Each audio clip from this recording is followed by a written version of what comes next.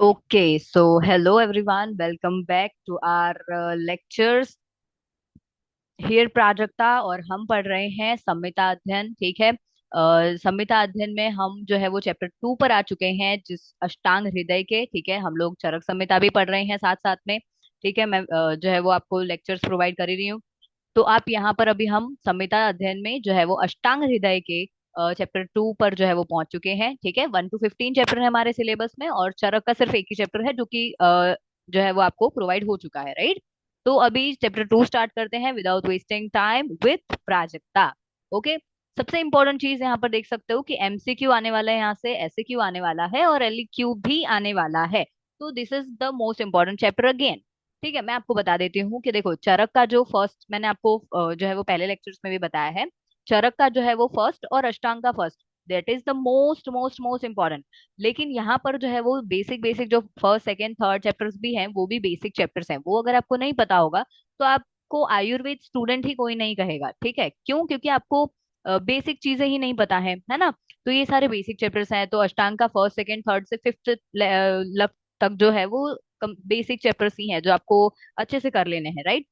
दिनचर्या अध्याय में जो है वो क्या पूछे जाते हैं, 5 और 10 मार्क्स का दोनों क्वेश्चन पूछा जाएगा। 5 मार्क्स में कौन से टॉपिक है वो मैं थ्रू आउट द चैप्टर आपको जो है वो बताती जाऊंगी। ठीक है। अ, यहाँ पर एक एलएक्यू मैं आपको अभी अभी बता देती हूँ कि एलएक्यू जो है वो सेकंड चैप्टर से आएगा कि एक्सप्लेन दिनचर्या रिटर्न अकॉर्डिंग टू जो है वो हमारा आयुर्वेद। ठीक है। प्लस उसमें पूछा जाएगा कि को relation with the daily routine now, right now, मतलब हमारा अभी का जो है वो जो है वो दिनचर्या और डेली रूटीन कैसा चल रहा है, और आयुर्वेद में कैसे डिस्क्राइब किया गया है, राइट। तो वो दोनों को आपको कंपेयर करना है, और ये जो आयुर्वेद का है उसे हम कैसे अप्लाई कर सकते हैं और कैसे यूजफुल है। तो ऐसे क्वेश्चंस जो है वो हो सकता है आपको पूछे जाए। तो आपको इसका कैसे आंसर प्रिपेयर करना है, आपको ये पूरा चैप्टर ही जो है वो ब्रीफ में एक सीक्वेंस वाइज जो है वो किसके बाद कौन सा सीक्वेंस आता है, किसके बाद कौन सा सीक्वेंस आता है, ये आपको याद रख लेना है, राइट। तो ये आपको पूरा चैप्टर ही इस तरीके से जो है वो एक्सप्लेन करना रहेगा ऐसे आंसर में, और ये पूछते भी हैं क्वेश्चन। ठीक है। तो ओके, तो यहाँ पर मैंने आपको क्वेश्चन बता दिया है, मैं अभी अभी स्टार्ट करते हैं। ठीक है। अथा तो दिनचर्या अध्यायम व्याख्यास्याम, यहाँ पर क्या एक्सप्लेन किया गया है, दिनचर्या अध्याय जो है वो लिखा गया है, एक्सप्लेन किया गया है। इति स्माहो आत्रेय आदयो महर्षय महर्षि आत्रेय है ना, जो हमने फर्स्ट चैप्टर में जो है वो आयुर्वेद अवतरण पढ़ा है, तो उसमें आपको पता चल गया होगा कि आत्रेय कौन है ना। मैंने वहां पर भी आपको बताया है कि चरक संहिता किसने और कैसे लिखी है, राइट। तो वो आपको जो है वो चैप्टर्स जो है वो स्टार्टिंग से लेके चलने हैं। ओके। जो दिनचर्या अध्याय की शुरुआत को दर्शाता है, इसमें आयुर्वेद के प्रमुख विद्वान भगवान आत्रेय और अन्य महर्षियों का ज्ञान जो है वो समर्पण किया गया है। ठीक है, जिसमें दिनचर्या के महत्व को बताया है। What is daily routine, how it is can be you can be fix your daily routine. ठीक है, अकॉर्डिंग टू आयुर्वेदा, और क्या हेल्दी जो है वो अप्रोच रहती है। सबसे पहले जो हमारा सीक्वेंस आएगा वो ब्राह्मे मुहूर्ते उत्तिष्ठे तस्थो रक्षार्थम आयुषः। ये आपको श्लोक जो है वो याद कर लेना है। ठीक है, क्योंकि इजी श्लोक है और छोटा सा श्लोक है, तो आपको याद हो सकता है, तो आप कर लो। ठीक है। यहाँ पर सबसे पहले यहाँ पर डेली रूटीन जो है, हमारा डेली रूटीन स्टार्ट कहाँ से होता है ना। डेली रूटीन आयुर्वेद के हिसाब से भी क्या बोला है कि डेली आपको कैसे स्टार्ट करना है अपने दिन को। तो यहाँ पर बताया सबसे पहले आपको उठना है, तो कौन से टाइम पर उठना है, ब्रह्मा मुहूर्त, ब्रह्म मुहूर्त पर आपको उठना है। कैसे ब्रह्म मुहूर्त, देखो क्या ब्रह्म मुहूर्त होता है। ब्रह्म मुहूर्त वो समय होता है जहाँ ज्ञान अध्ययन और मोक्ष में संबंधित गतिविधियों के लिए उपयुक्त माना जाता है। अगर आपको कोई पढ़ना है, ठीक है, आपको अध्ययन करना है, आपको ज्ञान कुछ प्राप्त करना है, कुछ सीखना है, और मोक्ष की प्राप्ति करनी है। मोक्ष मतलब कि आपको साधना करनी है, और जो साधु संत होते हैं वो मोक्ष की प्राप्ति कर लेते हैं, समाधि कर लेते हैं। तो उसके लिए ये सबसे अच्छा जो है वो टाइम माना गया है। क्या होता है, कब होता है, सूर्योदय से लगभग 90 मिनट्स है ना, 90 पहले दो मुहूर्त या 4 घड़ी। ठीक है, दो मुहूर्त। मैं यहाँ पर देखो, एक मुहूर्त यहाँ पर देखो अभी बताया हुआ है, एक मुहूर्त होता है 45 to 46 या 49 मिनट्स का। ठीक है। तो एक मुहूर्त होता है 49 मिनट का। वैसे हमें 2 मिनट, 2 मिनट कितने हो जाएंगे, 90 मिनट्स हो जाएंगे, राइट। तो 90 मिनट्स का जो है हमारा ब्रह्म मुहूर्त होता है। कब होता है ये, सूर्योदय से 90 मिनट्स पहले। ठीक है, सूर्योदय से 90 मिनट पहले, और 90 मिनट का होता है। इसीलिए ब्रह्म मुहूर्त जो है वो दो मुहूर्त होते हैं 90 मिनट के। आ रही बात समझ में? क्या कि सूर्योदय, मान लो कि सूर्योदय कब हो रहा है, आ, मान लेते हैं कि सूर्योदय जो है वो 6 साढ़े 6 बजे हमारा जो है वो सनराइज हो जाता है ना। मान लेते हैं 6:30 बजे हमारा सनराइज हो जाता है। इससे कितने मिनट पहले आपको जाना है? 90 मिनट्स पहले जाना है। ठीक है। तब हमारा ब्रह्म मुहूर्त जो है वो स्टार्ट हो जाएगा। और कितने टाइम का होता है ब्रह्म मुहूर्त? वो भी 90 मिनट्स का होता है। आ रही बात समझ में? तो इस तरीके से ये कॉन्सेप्ट को आपको याद रखना है। ठीक है, 6:30 बजे जो। और एग्जैक्ट टाइम क्या बताया हुआ है ब्रह्म मुहूर्त का, वो भी जो है वो बुक में दिया हुआ है, दैट इज 4:26। ठीक है, 4:26 यानी कि 4:26। इसलिए बोलता है ना कि 4 बजे उठना चाहिए। तो ये 4:26 जो होते हैं उसको ब्रह्म मुहूर्त कहा जाता है। आ रही बात समझ में? ओके। तो ये जो है वो आयुर्वेद में डिस्क्राइब किया गया है। ठीक है, ये आपको नोट्स में जो है वो लिख लेना है, मैंने जैसे बनाया वैसे। ठीक है। तो आपको ये जो है वो रिवाइज करने में तुरंत इजी, ये जो वर्ड्स है ना इसको पढ़ने में टाइम लगता है, लेकिन आप अगर ऐसे, मैंने आपको बताया जैसे ये 4 ऐसे लिख लोगे, ठीक है, इससे 90 मिनट पहले ऐसे लिख लोगे, तो इसको तुम तुरंत देख सकते हो, हाँ कभी 4 मिनट से 90 मिनट पहले और 90 मिनट का जो होता है वो ब्रह्म मुहूर्त होता है। तो इतना देखने में जो जितना जल्दी रिवाइज होगा उतना पढ़ने में नहीं होगा।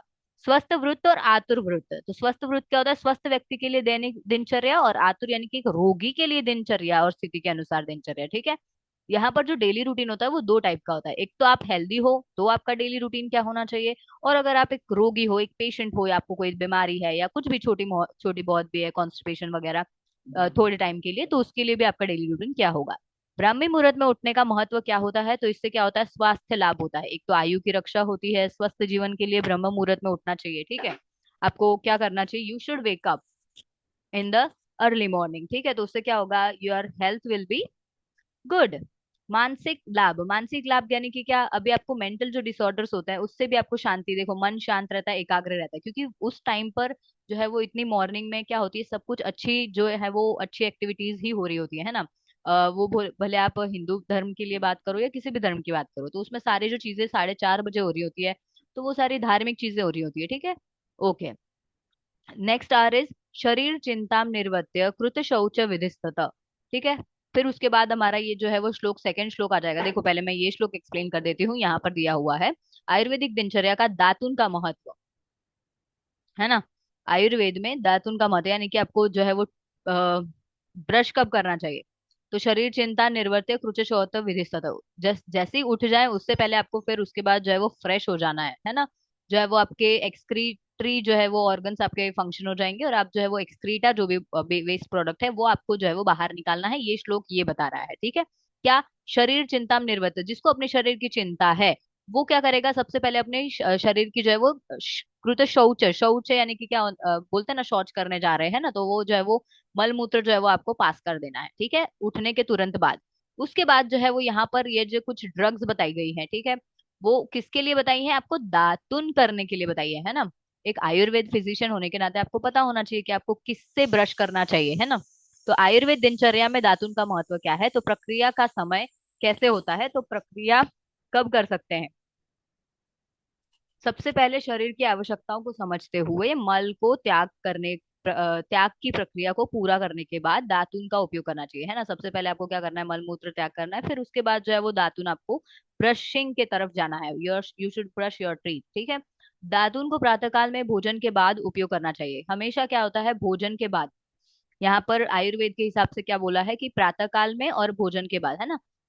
एक तो आप मॉर्निंग में जो है वो ब्रशिंग कर लो, और उसके बाद जो है वो खाना खाने के बाद भी आपको ब्रश कर लेना चाहिए। ठीक है, या फिर हम जो है वो प्रिफर करते हैं अभी के टाइम में तो फिर आफ्टर डिनर, राइट। उपयुक्त पौधे कौन कौन से जो है यहाँ पर जो है वो आप ले सकते हो, हर्ब्स ले सकते हो, प्लांट्स ले सकते हो एज अ यूज करने के लिए आपको ब्रशिंग के लिए। ठीक है। तो अर्कन्य, ग्रोध, खदीर, करंज, कुकुभ, आदिजम। ठीक है।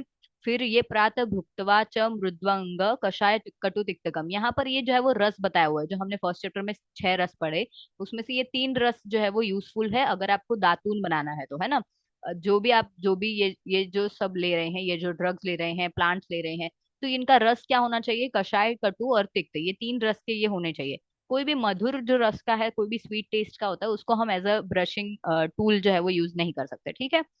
तो प्रातः भुक्तवा यानी कि सुबह उठने के बाद जो है हमें ब्रशिंग करना है, तो ये सारे प्लांट्स दिए हुए हैं, राइट। यहाँ पर देखो दातून के लिए आक, वट यानी बरगद का जो है वो स्टेम ले सकते हो, खैर, करंज, है ना, अर्जुन जो हमारा वृक्ष होता है उसकी टहनियां जो है वो उपयोग कर सकते हो, यानी कि स्टेम आप उसका यूज कर सकते हो। इन वृक्षों से प्राप्त टहनियां कषाय, कटु और तिक्त, मैंने बताया आपको 3 रस की होनी चाहिए। कषाय दैट इज पंजेंट, है ना, बिटर, और क्या होनी चाहिए, तिक्त रस की होनी चाहिए, ठीक है, हॉट। फिर यहाँ पर हो जाएगा दातून की विशेषताएं। तो क्या होता है, इससे क्या लाभ होता है, तो दातून का अग्रभाग कोमल होना चाहिए, यानी कि जो ऐसा ये जो है सी, यहाँ पर जो है वो आपका कोई भी आपने ये जो ड्रग्स दिए हुए हैं इसके अपना जो है वो स्टेम ले लिया, राइट, इसके हमने स्टेम ले ली, ठीक है, ये स्टेम है। तो इसका जो आगे वाला हिस्सा है वो कैसा होना चाहिए, सॉफ्ट होना चाहिए। सी इस तरीके से आगे वाला हिस्सा जो है वो सॉफ्ट होना चाहिए। आपको उसको क्या कर लेना है, उसके जो है वो फाइबर्स दिखने चाहिए, है ना, तो वो सॉफ्ट हो जाएगा, राइट। इनकी मोटाई कनिष्ठ अंगुली के समान होनी चाहिए। आपकी जो सबसे छोटी कनिष्ठ अंगुली, 1 2 3 4 5 है, ये आपके हाथ है, ठीक है। I am so sorry. हाँ, तो आपका जो आ, ये हमारा अंगुष्ठ होता है, ठीक है, हमारे अंगूठे को जो है वो संस्कृत में अंगुष्ठ बोलते हैं, ठीक है। फिर उसके बाद जो है वो अनामिका, है ना, मध्या, इस तरीके से जो है वो कनिष्ठ, ठीक है। और ये वाली जो हमारी ये सबसे लास्ट वाली उंगली होती है, इसके इतनी इसकी जितनी जो स्टेम की विड्थ होती है उतनी आपकी ये उसको कनिष्ठा बोलते हैं, ठीक है। तो उसके जितने हमारे उसकी विड्थ होनी चाहिए, राइट। और दातुन की लंबाई कितनी होनी चाहिए, 12 अंगुल। 12 अंगुल लगभग 9 इंच जो है वो यहाँ पर दिया हुआ है, तो 12 अंगुल उसकी लंबाई होनी चाहिए, ये जो स्टेम है, ठीक है। इसकी लंबाई कितनी होनी चाहिए, 9 इंच, ये, ठीक है। तो 9 इंच इसकी लंबाई होनी चाहिए। आगे वाला भाग जो है वो उसके फाइबर्स दिखने चाहिए, है ना। जैसे आप दातुन करोगे ना तो आपको पता चलेगा कि उसके फाइबर्स इस तरीके से होते हैं, ठीक है। और फिर उसके कितनी उसका विड्थ होनी चाहिए और लंबाई होनी चाहिए, ये आपको लिखना है, राइट, अगर आपको पूछा जाए तो। फिर स्वास्थ्य लाभ, दातुन से क्या होता है, दांतों और मसूड़ की सफाई होती है, जिससे मौखिक स्वास्थ्य बना रहता है, मतलब आपका ओरल जो हाइजीन है वो बना रहेगा, ठीक है, मौखिक स्वास्थ्य। यह प्राकृतिक तरीके से दांतों को मजबूत बनाता है और मसूड़ों को सूजन व अन्य समस्याओं से रक्षा करता है, ठीक है। आपकी जो बोलते हैं ना ब्लीडिंग गम्स हो जाते हैं, फिर जो है वो ब्लीडी स्वेलिंग हो जाता है, आपके जो गम्स है उसमें स्वेलिंग हो जाती है, तो वो सारी जो है वो यहाँ पर अगर आयुर्वेद के हिसाब से ड्रग्स यूज करोगे तो वो नहीं होगा, ठीक है। सावधानी क्या रखनी है, तो दातुन करते समय ये सुनिश्चित करें कि मसूड़ों की कोई हानि ना पहुंचे। जब भी आप ब्रश कर रहे हो तो उसके जो फाइबर्स होते हैं वो थोड़े हार्ड भी हो सकते हैं, तो वो आपको क्या करना चाहिए, आपके गम्स को जो है वो नहीं हर्ट होना चाहिए। इसका उपयोग करते समय नरमी से चबाना चाहिए। अगर अधिक सख्त हो तो इसे पानी में भिगोकर नरम नरम कर लेना चाहिए, है ना, मतलब उसको ये जो फाइबर्स होते हैं अगर वो ज्यादा ही हार्ड हो तो उसको फिर पानी में आप भिगो के रखेंगे तो वो सॉफ्ट हो जाएंगे, ठीक है। नेक्स्ट श्लोक इज नाद्याद अजीर्णम वमथु, ठीक है, नाद्याद अजीर्णम वमतु, किसको नहीं करना चाहिए दातुन यहाँ पर बोला हुआ, देखो, नाद्याद अजीर्ण वमथु, श्वास, कास, है ना, ज्वर जिसको है फीवर, ज्वर आर्दिति मतलब अर्दिति, तृष्णा अस्य पाक हृन्नेत्र शिर, हृन्नेत्र शिर मतलब कि क्या, हृदय नेत्र और शिर के जिसको डिजीज हो, कर्णामयी च तथा, उनको जो है वो दातुन नहीं करना चाहिए। देखो, अजीर्ण, ठीक है, वमन, वमन यानी कि वो जो हम पंचकर्म में वॉमिटिंग करवाते हैं ना, इंड्यूस वॉमिटिंग। श्वास कास यानी कि क्या, ब्रीदिंग कुछ प्रॉब्लम हो तो, ठीक है, एग्जॉशन हो रहा हो ज्यादा, फिर फीवर हो, अर्दित हो, तृष्णा हो, प्यास लग रही हो ज्यादा, मुख पाक हो, है ना, कुछ ओरल जो भी डिजीज हो, फिर हृदय नेत्र शीर की या कर्ण की कोई डिजीज हो तो वो दातुन उनको नहीं करना चाहिए। यहाँ पर कॉन्ट्रा इंडिकेशन भी बता दी है। फिर उठने के बाद आपको पहले तो सुबह क्या करना है, वेकिंग अप, ठीक है, वो कब बताया आपको, है ना, यहाँ पर आपको लिस्ट बनाती जानी है। आप क्या करो, यहाँ पर जो आपके नोट्स हैं वहां पर फर्स्ट चीजें लिख दो कि आपको क्या करनी है, जो है वो लिस्ट बनानी है, राइट। यहाँ पर सबसे पहले क्या लिखना है, ब्रह्म मुहूर्त वाला, ठीक है, ब्राह्मी मुहूर्त। ब्राह्मी मुहूर्त में क्या करना है, आपको उठना है, राइट, ब्राह्मी मुहूर्त। फिर उसके बाद दूसरा क्या करना है आपको, शौच जो है वो शौच करनी है, ठीक है, आयुर्वेद के हिसाब से। इस तरीके से आप उसके आंसर को, जो मैंने आपको फर्स्ट में आंसर क्वेश्चन बताया उसमें आप इस तरीके से जो है वो आंसर फॉर्म करोगे। सबसे पहले क्या दिया है, फिर शौच दिया है, ठीक है, फिर उसके बाद क्या दिया है, तो दातून दिया है, ठीक है, दंत धावन जिसको बोलते हैं संस्कृत में, तो दातून दिया है, ठीक है, जिसको दंत धावन बोलेंगे, तो वो करना है। फिर उसके बाद क्या दिया है, देखो यहाँ पर अंजनम, अंजनम दिया हुआ है, ठीक है, अंजनम अभी कौन सा अंजन, यानी कि आंखों में वो जो सुरमा काजल वगैरह लगाते हैं उनकी बात की गई। नित्य प्रति आंखों में सौवरंजनम लगाना हितकारी है, आंखों की रोशनी और स्वास्थ्य के लिए फायदेमंद है, इसीलिए जो है वो एंशियंट जो है वो इंडियंस जो है वो यूज करते थे। क्या श्लोक क्या है, सौविरम अंजनम नित्यम, एक सौवीर अंजन होता है, ठीक है, क्या होता है, अभी हम देखेंगे, सौवीर अंजनम नित्यम मतलब उसको डेली यूज करना चाहिए। उससे क्या होता है, हितम अक्षणो सतो भजेत, अक्षणों मतलब कि क्या, आंखों के लिए वो हितकारी होता है, हित होता है, ठीक है, भजित।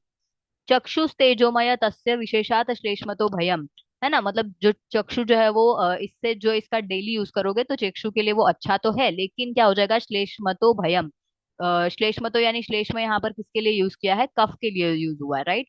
ये कफ के लिए, श्लेष्म का कफ का जो है वो एक और नाम है, दैट इज श्लेष्म, ठीक है। तो कफ जो है वो यहाँ पर एक्यूमुलेट हो जाएगा, यानी कफ बढ़ने की, अगर क्योंकि डेली कुछ भी करोगे तो कफ बढ़ने के चांसेस हो जाएंगे इससे, है ना। तो उसके लिए क्या करना चाहिए, योजित सप्तरात्रे अस्मातात्र श्रावणार्थम रसांजनम, ठीक है, मतलब कि क्या, 7 दिन में, है ना, क्योंकि आप डेली पहले सौविरंजनम यूज करोगे और फिर छह छह दिन आप कर लोगे, उसके बाद 7वें दिन जो है वो आपको रसांजनम यूज करना है।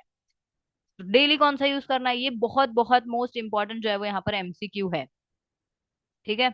एक ये सौविरंजनम, मैं इसको रेड कलर से लिख देती हूँ तो आपको जो है वो याद रहेगा। ये आपको जो है वो अपने नोट्स में भी लिख लेना है कि ये मोस्ट इंपॉर्टेंट एमसीक्यू है, राइट। ये आपको मोस्ट इंपॉर्टेंट एमसीक्यू है, क्यों, क्योंकि यहाँ पर आपको पूछेंगे कि जो है वो डेली आपको कौन सा यूज करना है, सौविरंजनम यूज करना है, और आपको 7 दिन में एक बार जो यूज करना है वो रसांजनम है, ठीक है। देखो यहाँ पर लिखा हुआ है, आंखों, आंख तेजोमय है इसीलिए उसे विशेषकर कफ से भय है, ठीक है। आंख जो है वो तेज से भरी होती है इसलिए उसको कफ जो है वो एक्यूमुलेट होने का भय होता है, अतः कफ को बहाने के लिए सात 7 रात में एक बार आंखों को रसांजनम का प्रयोग अवश्य करना चाहिए, ठीक है, रसांजनम का प्रयोग करना चाहिए। तो ये हमारी हो गई तीसरी, ठीक है, तीसरा चौथा ये हमारा हो गया। फिर उसके बाद क्या करना चाहिए, नावन यानी कि नहाना, गंडूश यानी कि जो गार्गलिंग, धूम यानी कि स्मोकिंग, तांबुल, हाँ जी, स्मोकिंग भी यहाँ पर बोली है, लेकिन कैसी स्मोकिंग है वो देखते हैं। तांबुल यानी कि क्या, पान वगैरह खाने की जो प्रक्रिया होती है वो, देखो कैसे बोला है, देखो, सौविरंजनम और रसांजनम के बाद क्या क्या करना चाहिए, नस्य करना चाहिए, ठीक है, गंडूश यानी कि धूम, ये फिर गार्गलिंग, धूमपान और तांबुल करना चाहिए, ठीक है। क्या होता है देखो, तांबुलम क्षितम, ये वाला श्लोक याद करने की जरूरत नहीं है, ठीक है। तांबुलम क्षत पित्तास्त्र रुक्षोत कुपित चक्षुषाम विशर विषमूर्छा अदारता नामपथ्यम शोणितम अपि, जिन्हें क्षत यानी कि उर्क्षत या क्षतकास, रक्तपित्त, इन सब चीजों की जो है वो डिजीज का भय होता है, उनको तांबुल नहीं करना चाहिए, यानी कि तांबुल के जो है वो कॉन्ट्राडिक्शन बोला है, लेकिन ये याद करने की इतना जरूरत नहीं है, मैंने क्रॉस कर दिया, ठीक है। तो इसका ये नहीं है, बस आपको ये सीक्वेंस मैंने आपको बताया ना कि याद रख लेना है क्या। एक तो आपने अंजन कर दिया, फिर अंजन के बाद आपको याद रखना है नावन, ठीक है, गंडूश, और फिर धूम, और फिर तांबुल, इस तरीके से ये चारों चीजें याद रखनी है, ठीक है। देखो अभी उसके बाद क्या करना है, हमें अभ्यंग करना है, ठीक है। तैल मर्दनम, अभ्यंग मतलब तैल मर्दनम, मतलब क्या होता है इसका, मसाज, है ना, मतलब क्या करना है, उसके बाद आपको करनी है मसाज, ठीक है। का महत्व क्या होता है ना, बहुत ज्यादा मसाज का महत्व, और इसका 5 मार्क्स का क्वेश्चन भी आता है, ठीक है। अभ्यंग का 5 मार्क्स का क्वेश्चन आएगा, ठीक है। अभ्यंगम आचरे नित्यम स जर श्रम वातः, क्या करता है ये, जरा को कम करता है, श्रम को कम कर देता है, वात को कम कर देता है, ठीक है। दृष्टि प्रसादम पुष्टायु, है ना, मतलब आयु इससे बढ़ती है, दृष्टि मतलब अपनी आई साइड के लिए अच्छा है। स्वप्नम सुप्त कत्वा कत्वदार कृत, है ना, स्वप्नम सुप्त कर्तादाश कृत। तो रोजाना अभ्यंग करने से क्या होता है, बुढ़ापा, थकान, वायु दोष दूर होते हैं, मैंने बताया आपको, यहाँ पर क्या बोला है, बुढ़ापा, थकान, है ना, अभ्यंगम आचरे नित्यम, नित्य यानी कि रोज करने से क्या क्या होगा, जर श्रम वातः, है ना, तो बुढ़ापा, थकान और वायु दोष जो है वो कम हो जाएगा। दृष्टि, जो यहाँ पर ये दृष्टि यानी कि आंखों, आई साइड के लिए यूज किया है, तो निर्मल हो जाती है। शरीर पुष्ट और मजबूत बनता है, ठीक है, शरीर जो है वो स्ट्रेंथ उसकी बढ़ जाती है। आयु बढ़ती है, ठीक है, आपकी एज जो है वो बढ़ जाएगी, अच्छी नींद आएगी, और त्वचा भी, जो अपनी स्किन भी है वो निर्मल झुर्रियों से मुक्त और दृढ़ होती है, ठीक है। विशेष अंगों पर अभ्यंग, कहाँ कहाँ पर अंगों पर अभ्यंग करवाना चाहिए, तो शिरः श्रवण पादेषु तत् विशेषेण शीलयेत, यानी कि सिर, सिर में, कान में और पैरों पे जो है वो विशेष रूप से अभ्यंग करना चाहिए, ठीक है। इसीलिए बोलते हैं कि पेरेंट्स के जो है वो पैर दबाने चाहिए, क्यों बोलते हैं, तो समझ आ रही है बात।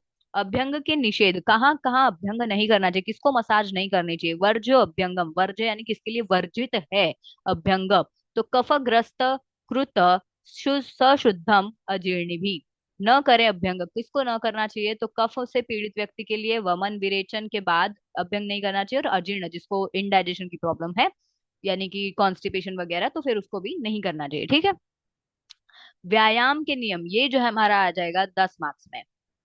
ठीक है। ये हमारा जो है वो 10 मार्क्स में पूछते हैं। व्यायाम, व्यायाम के लाभ क्या होते हैं? लांघवम कर्म सामर्थ्य, ये एकदम इंपॉर्टेंट एमसीक्यू है, मतलब कुछ कोई श्लोक करो ना करो ये आपको याद करना है। ठीक है। लांघवम, क्योंकि ये चरक में भी दिया हुआ है। तो लांघवम कर्म सामर्थ्यम दीप्तो अग्नि मेदस क्षय। लांघवम यानी कि लघुता, लाइटनेस क्रिएट करेगा आपकी बॉडी में। कर्म सामर्थ्य यानी कि स्ट्रेंथ बढ़ाएगा, काम कर सकोगे। दीप्तो अग्नि में, दीप्तो अग्नि, दीप्तो अग्नि मतलब कि क्या? अग्नि को दीप्त करेगा, मतलब अग्नि को बढ़ाएगा, आपकी बॉडी में जो डाइजेस्टिव फायर है उसको बढ़ाएगा। मेद क्षय, आपकी जो एक्सरसाइज करोगे, व्यायाम करोगे, एक्सरसाइज करोगे तो क्या होगा? फैट कम होगा, तो मेद मतलब मेद धातु कम हो जाएगा। विभक्त घन गात्रत्वम, मतलब कि आपकी जो बॉडी ऑर्गन्स है उसको क्लियर करेगा, है ना, आपकी बॉडी ऑर्गन्स फ्री हो जाएंगे। व्यायाम धूप जायते, तो शरीर में क्या होगा? लघुता बढ़ाएगा, जैसे बताया मैंने। कर्म क्षमता बढ़ाएगा, है ना, आप अच्छे से बहुत काम जो है वो आपके लिए इजी हो जाएगा। पाचन यानी अग्नि बढ़ाएगा। मेद चर्बी को कम करेगा। दृढ़ और सुडौल अपना जो है वो आपको बॉडी देगा। व्यायाम न करने वाले, किसको व्यायाम नहीं करना चाहिए? तो वात पित्तमयी बालो, तो वात पित्त से जो है वो पीड़ित रोगी को, ठीक है, बालक को नहीं करना चाहिए। बूढ़ों को जो है वो व्यायाम नहीं करना चाहिए 70 से अधिक हो तो। ठीक है। अजीर्ण यानी कि जिसको इंडाइजेशन का प्रॉब्लम है, ठीक है, उनको नहीं करना चाहिए। च त्यम त्यजेत, उनको क्या करना चाहिए? व्यायाम नहीं करना चाहिए। व्यायाम का समय और कैसा होता है? तो देखो, व्यायाम जो है वो बलवान और स्निग्ध भोजन करने वाले व्यायाम कर सकते हैं, जो मतलब स्ट्रेंथ है जिनके पास, उनको व्यायाम करना चाहिए। शीतकाल और वसंत में आधी शक्ति से व्यायाम करें। जब भी जो विंटर्स होते हैं, है ना, शीतकाल और वसंत, तो अभी कौन सा महीना चल रहा, अभी कौन सी ऋतु चल रही है? तो वसंत ही ऋतु चल रही है। ठीक है। ये जो मार्च और अप्रैल की जो टाइम होता है वो वसंत ऋतु का ही होता है, जो कि 22 के बाद जो है वो चेंज हो जाएगी, है ना। तो वहां पर भी आपको जो है वो व्यायाम, जो एक्सरसाइज कर रहे हो वो आपकी आधी कैपेसिटी के हिसाब से करना चाहिए। ग्रीष्म वर्षा और शरद में भी आधी से भी कम करना चाहिए। आपकी जितनी कैपेसिटी है, मान लो आपकी जो है वो 10 पुशअप्स लगाने की कैपेसिटी है, तो उसमें 5 पुशअप्स लगाओ। ठीक है, विंटर्स में। और वर्षा वगैरह में तो फिर उससे भी 2-3 ही लगा दो। ठीक है। व्यायाम के बाद क्या करना चाहिए? तो व्यायाम के बाद जो है वो हल्के हाथों से मालिश करनी चाहिए, जिससे सुख मिले। ठीक है। ये वाला श्लोक आपको नहीं करना है। ठीक है। अति व्यायाम के अनुसार क्या हो जाएगा? अति व्यायाम, बहुत ज्यादा एक्सरसाइज करते हैं तो आजकल देख रहे हो ना, बहुत जिम जा रहे हैं भाई, बहुत जिम जा रहे हैं ना, तो उसके भी कुछ ना कुछ होता है। क्या होता है? देखो, अति मात्रा के व्यायाम से क्या होता है, ये भी आपको श्लोक करना ही है। ठीक है, क्योंकि वो आप लिखोगे फिर, व्यायाम का 10 मार्क्स का क्वेश्चन आएगा तो क्या लिखोगे? तृष्णा, 10 मार्क्स के क्वेश्चन में एटलीस्ट आपको 2 to 3 जो है वो श्लोक इंक्लूड कर लेने हैं। आ रही है बात समझ में? 10 मार्क्स के क्वेश्चन में तो आपको देखो प्यास ज्यादा लगेगी, ठीक है, आपके शरीर में स्ट्रेंथ कम हो जाएगी, प्रमतक श्वास हो जाएगा, यानी ब्रीदिंग जो है वो हो जाएगी, रक्त पित्त ब्लीडिंग डिसऑर्डर्स हो जाएगी, श्रम यानी कि थकान बहुत लगेगी, क्लम यानी कि एग्जॉशन हो जाएगा, है ना, थकान लगेगी, एग्जॉशन हो जाएगा, कास यानी कि खांसी आ जाएगी, बुखार और उल्टी के जो है वो आपको हो सकते हैं, ये सब आपको होंगे। ठीक है, एक बार मैं श्लोक पढ़ देती हूँ। तृष्णाक्षय प्रमतको रक्त पित्तम श्रम क्लम, है ना, अति व्यायामतः कासो छर ज्वर छर्दिश जायते। सावधानी क्या रखनी है? तो व्यायाम जागर अध्वस्त्री हास्य भाष्यादि साहसम गजम सिंह इवाकर्षणम भजन्नति विनश्यति। क्या बोला इसमें? देखो, व्यायाम, जागरण, है ना, रात भर जागना, स्त्री संग यानी अत्यधिक कामुक क्रियाएं, है ना, मतलब सेक्सुअल एक्टिविटीज, एक्सरसाइज जो है वो सेक्सुअल एक्टिविटीज, फिर बहुत ज्यादा रात को जागना, जो कि अपने जेंस जी तो बहुत करते हैं, हास्य यानी कि बहुत ज्यादा हंसना, भाषण यानी बहुत ज्यादा बोलना, साहसिक कार्य यानी कि बहुत ज्यादा जो है वो बोल्ड एक्टिविटीज जो होती हैं, अत्यधिक मात्रा में किए जाते हैं, तो वो व्यक्ति नष्ट कर सकते हैं, व्यक्ति को नष्ट कर सकते हैं। ठीक है। जैसे शेर हाथी को खींचकर नष्ट हो जाता है, वैसे ही अति साहस से बचे, है ना। बहुत ज्यादा आपको स्ट्रेंथ आपको दिखाने की जरूरत नहीं है, उससे क्या हो जाएगा, जैसे शेर जो है वो हाथी को खींचता है, तो ऑब्वियस बात है, भले वो जंगल का राजा है, लेकिन हाथी को तो वो खींच के थक ही जाएगा, तो इस तरीके से आपकी स्ट्रेंथ भी जो है वो खत्म हो जाएगी। उसके बाद जो है वो हमारा व्यायाम के बाद अभ्यंग, अभ्यंग के बाद व्यायाम, उसके बाद उद्वर्तन या स्नान के लाभ जो है वो यहाँ पर बताया। व्हाट इज उद्वर्तन? यानी उपटन, यानी कि powder massage. What is this? It is powder massage. ठीक है, पाउडर मसाज। ठीक है, हमने सिर्फ वहां पर ऑयल मसाज देखी थी, ये पाउडर मसाज है। ओके। तो उद्वर्तन कफहरम मेदस प्रविलायनम, ये वाला आपको करना है तो जरूर आप कर सकते हैं। उद्वर्तम कफहरम क्या करता है, ये कफ को हर देता है। मेद यानी कि कम करेगा, मेद को प्रविलायनम कम कर देगा। स्थिरीकरणम अंगानाम, आपकी स्टेबिलिटी आपको बॉडी को प्रोवाइड करेगा, ऑर्गन्स को। त्वक प्रसादकम परम, यानी कि ये जो है वो त्वचा की निर्मलता को भी बढ़ाएगा, है ना। तो कफ जो है वो कफ के नाश, मेद का विलयन, है ना, मेद की चर्बी कम करेगा, अंगों को मजबूत करेगा और अपनी जो स्किन को है वो चमकदार बनाएगा। यानी कि पाउडर मसाला आपको करना चाहिए। स्नान के लाभ क्या होते हैं, अब भाई नहाना क्यों चाहिए, जो कि ठंडियों में आप स्किप कर देते हो, है ना, तो नहाना भी तो पड़ेगा ना। तो नहाने नहाने से क्या होगा आप वो देख लो। दीपनम वृष्या आयुष्यम, आपकी लाइफ बढ़ेगी भाई, है ना। और दीपनम, दीपनम क्या, अग्नि बढ़ेगी, आपका डाइजेशन अच्छा होगा। स्नानम ऊर्जा बल प्रदम, ऊर्जा आपको देंगे, है ना, स्ट्रेंथ देंगे। कंडुल कंडुमल श्रम स्वेद, कंडुमल श्रम स्वेद तंद्रा तृष्ण दाह, ठीक है। पाप पापम पापम जीत, अग्नि दीपक यानी कि आपकी जो पाचन शक्ति बढ़ाएगा, शरीर को ऊर्जावान बनाएगा, ठीक है। बुढ़ापे में बढ़ाने सॉरी आयु बढ़ाने में जो है वो सहायक होगा। शरीर की ताकत और स्फूर्ति देगा आपको, है ना। नहाने से आपको कितनी फ्रेश जो फील होता है वो आपको पता चल जाएगा अभी गर्मियों में, ठीक है। कंडू त्वचा का मल, थकान, अत्यधिक पसीना, ठीक है। तंद्रा तृष्णा दाह पाप को दूर करता है, ठीक है। यानी कि क्या, खुजली वगैरह जो है आपकी स्किन में ज्यादा देर नहीं नहाओगे तो पता है फिर आपको क्या होता है ना। आपको तो ज्यादा एक्सपीरियंस होगा जो नहीं नहाने वाले हैं, ठीक है। तो उनको पता है कि फिर खुजली वगैरह आएगी, तो उन वो सारी जो चीजें कॉम्प्लिकेशंस है उनसे फिर आपको छुटकारा मिल जाएगा अगर आप नहा लोगे तो। उष्ण जल से स्नान, आपको गर्म पानी से कैसे नहाना चाहिए, क्या होता है गर्म पानी से, इसका श्लोक करने की जरूरत नहीं है। अगेन, शरीर के निचले भाग, जिसको बहुत मतलब ऐसा है कि हाँ मुझे श्लोक जल्दी याद हो जाते हैं तो वो जरूर से श्लोक जो है वो याद करें। लेकिन जिसको नहीं होते हैं वो जो इंपॉर्टेंट श्लोक हैं वो तो एटलीस्ट करेंगे ही, है ना। उष्ण जल से निचले शरीर के परेशिक स्नान बलवर्धक हैं, ठीक है। यानी कि जो बॉडी का जो निचला हिस्सा है उसको आपको गर्म पानी से आप उसका यूज कर सकते हो। सिर के उष्ण जल का प्रयोग बालों आंखों के लिए हानिकारक है, ठीक है। जो बॉडी का जो है वो आपका निचला हिस्सा है, ठीक है, पैर वगैरह है, उसके लिए आप यूज कर सकते हो। लेकिन बॉडी का जो अपर पार्ट है, स्पेशली हेड, तो हेड जो है वो कभी भी आप जो है वो, है ना, हेड जो है वो कभी भी आपको गर्म पानी से जो है वो नहीं करना चाहिए। बोलते हैं ना सर धोना है तो सर भी गर्म पानी से बिल्कुल नहीं धोना चाहिए, उससे क्या होता है आंखों की रोशनी के लिए वो हानिकारक होता है, राइट। और बाल भी जो है वो झड़ने के चांसेस ज्यादा हो जाएंगे। स्नान किसको नहीं करना चाहिए, ये तो काम की बात आ गई, है ना। कि नहाना किसको नहीं चाहिए, जो आलसी लोग हैं उनको।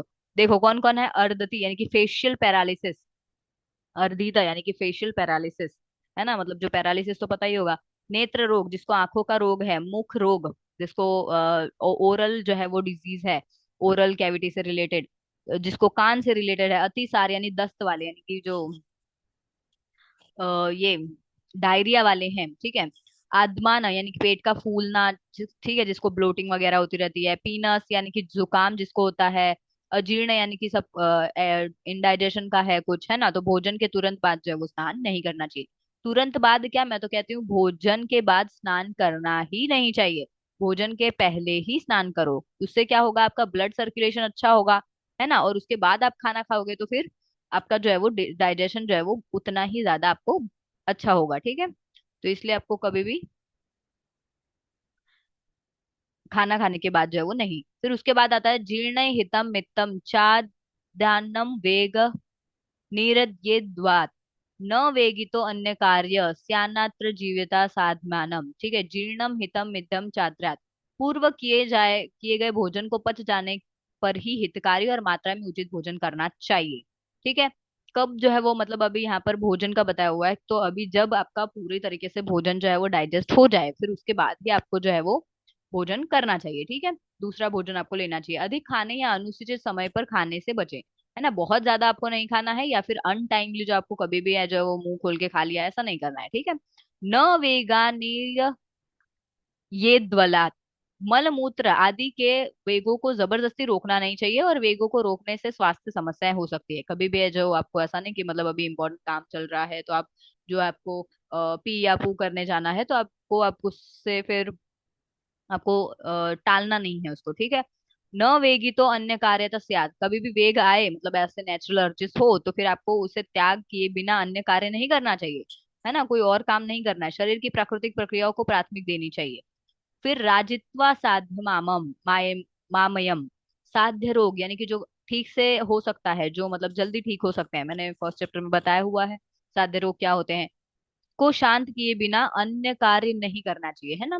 और स्वास्थ्य को सर्वोच्च प्राथमिकता देनी चाहिए, हमारा जो बॉडी है वही आपका जो है वो सर्वश्रेष्ठ है, तो आपको उसको ही प्राथमिकता देनी चाहिए। उसके बाद सुखार्था सर्वभूतानां मतः सर्वा प्रवृत्तय सुखम च न विना धर्मात्य साधन परो भवेत, है ना। सुखार्था सर्वभूतानां मता सर्व प्रवृत्ति, मतलब कि क्या, सुख जो है वो सभी प्राणियों के की सभी प्रवृत्तियां जो है वो सुख प्राप्ति के लिए होती है। सभी जो एक्टिविटीज कर रहे हैं वो किसके लिए कर रहे हैं भाई, हैप्पीनेस के लिए कर रहे हैं, कि मैं खुश रहूंगा, मैं अच्छा रहूंगा, है ना, मैं रिच रहूंगा तो मैं खुश रहूंगा। इस तरीके से सुख प्राप्ति मानव जीवन का मुख्य उद्देश्य है, यही हमें बस सुख ही तो चाहिए जीवन में, और क्या चाहिए, है ना, वही तो एक मुख्य गोल है।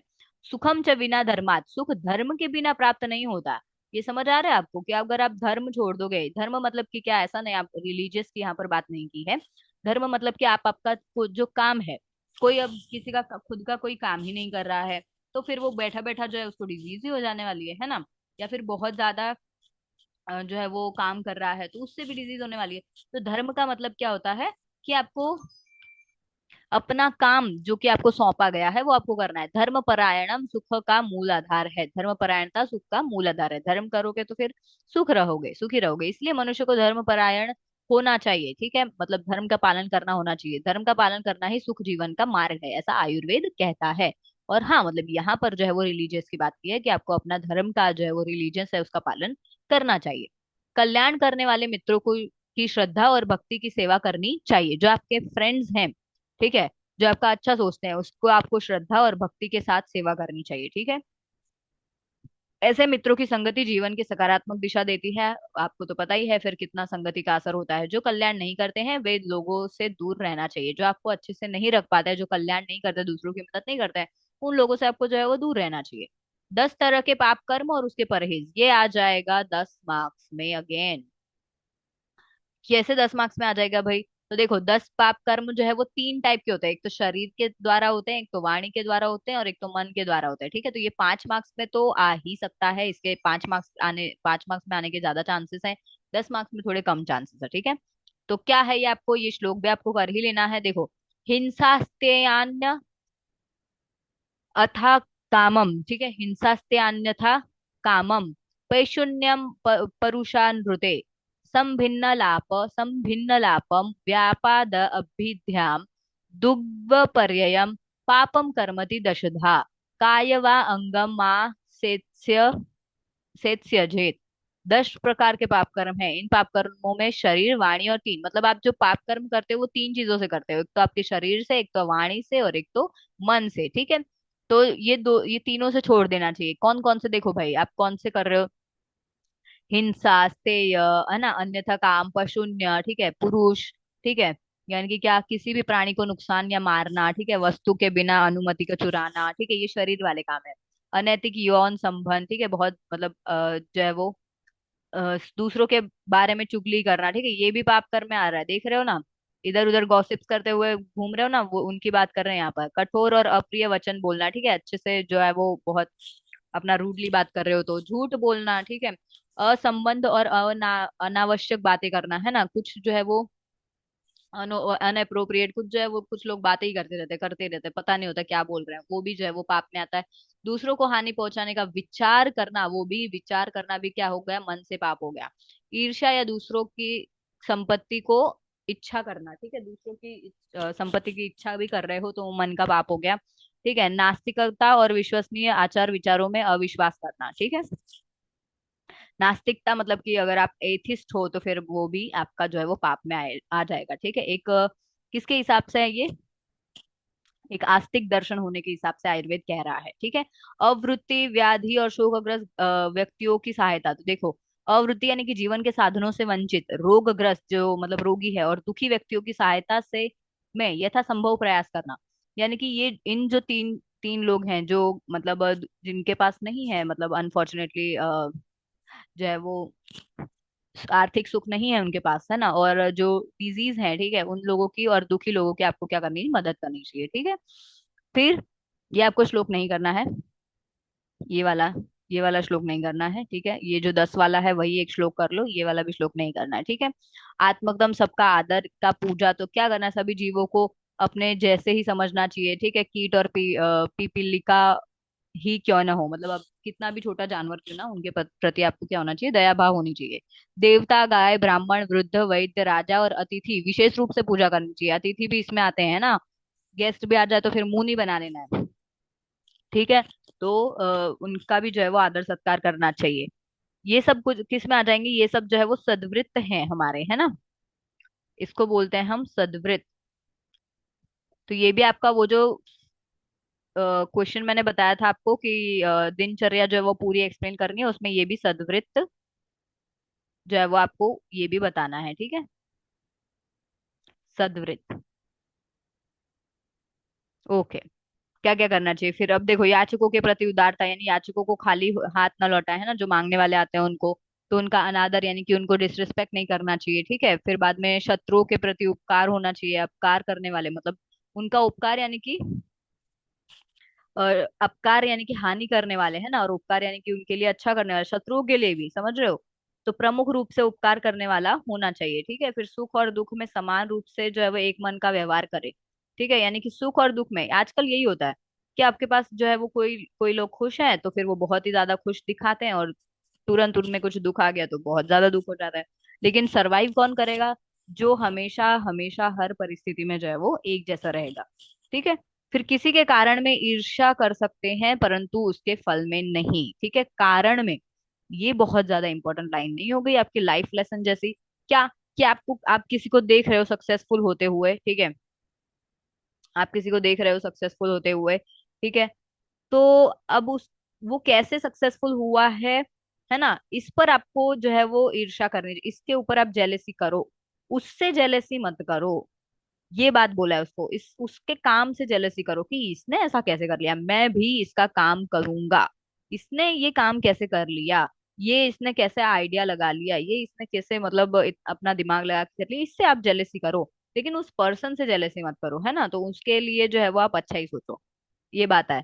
फिर उसके बाद काले हितम मितम ब्रूया विसंवादी पेशलम, यानी कि क्या, समय अनुसार हितकारी मितव्ययी और मथुन मधुर वचन बोले, या जो अनर्गल न हो, है ना, मतलब जो है वो हार्श वर्ड जो है वो यूज नहीं करने चाहिए वगैरह वगैरह।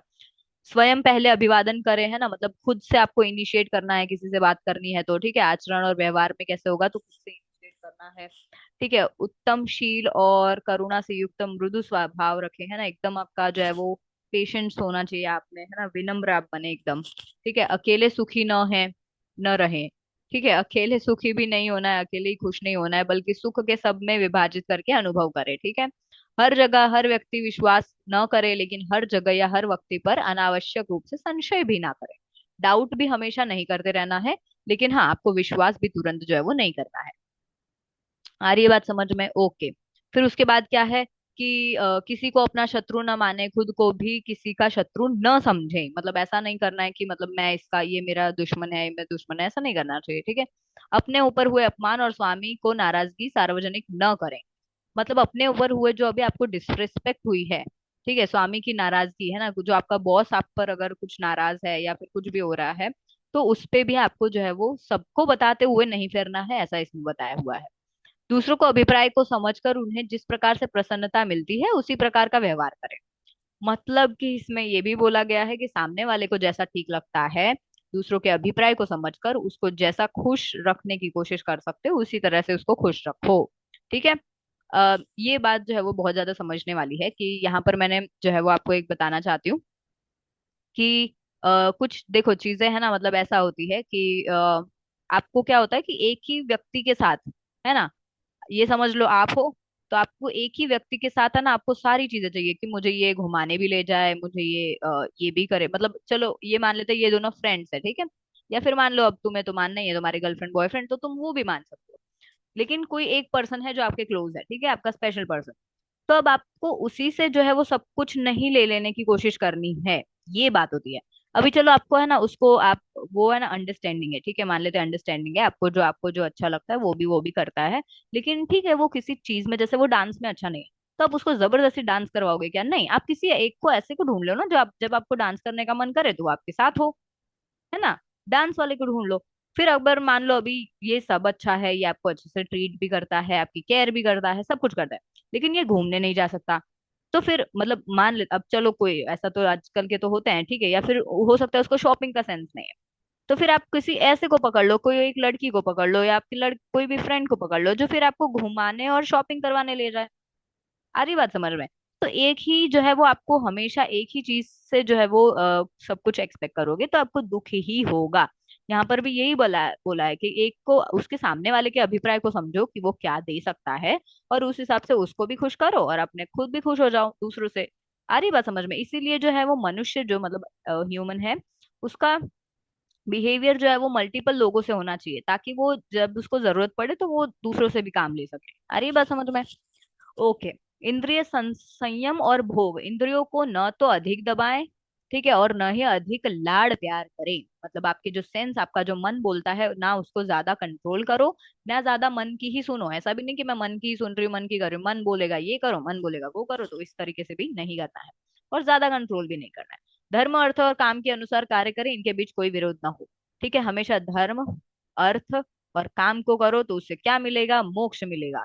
ठीक है, तो ये तीनों को जो है वो हमेशा फॉलो करना चाहिए, क्योंकि यही हमारे अल्टीमेट गोल है।